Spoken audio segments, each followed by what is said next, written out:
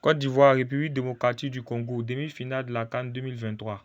Nous allons analyser les milieux de terrain de la Côte d'Ivoire face à cette équipe du Congo.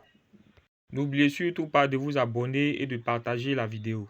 Sur cette séquence, nous allons voir les milieux de terrain ivoiriens qui, sur le plan tactique, évoluent en triangle. Mais nous allons remarquer la distance entre les milieux de terrain ivoiriens. Dans la continuité de cette action, nous allons voir le milieu Franck.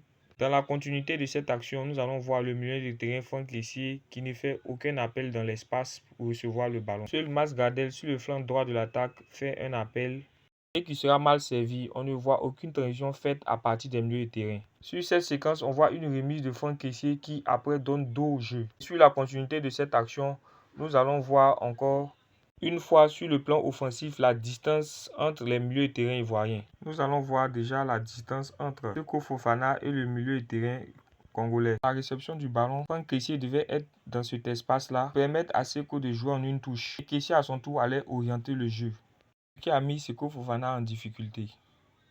Et nous pouvons le constater sur cette image.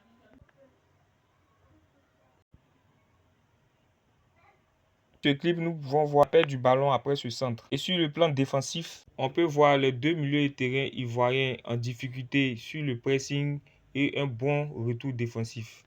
Ce sont des points à améliorer. Ici, sur le plan offensif, on peut toujours voir encore la distance entre les milieux de terrain ivoiriens. Toujours aucun appel d'un milieu de terrain dans l'espace côté ballon.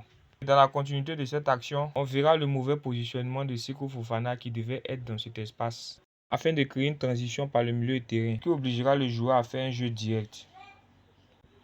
Ici, nous pouvons voir dans cette séquence la bonne disposition des milieux de terrain ivoiriens côté ballon. Et nous pouvons voir la bonne projection tactique des milieux de terrain ivoiriens vers l'avant. Et c'est cette disposition, cette discipline tactique qui est recommandée lorsqu'on pratique le 4-3-3. Sur cette nouvelle séquence, nous allons voir côté ballon le bon alignement des milieux de terrain ivoiriens. Et sur la continuité de cette action, nous allons toujours voir la bonne disposition en triangle des milieux de terrain ivoiriens.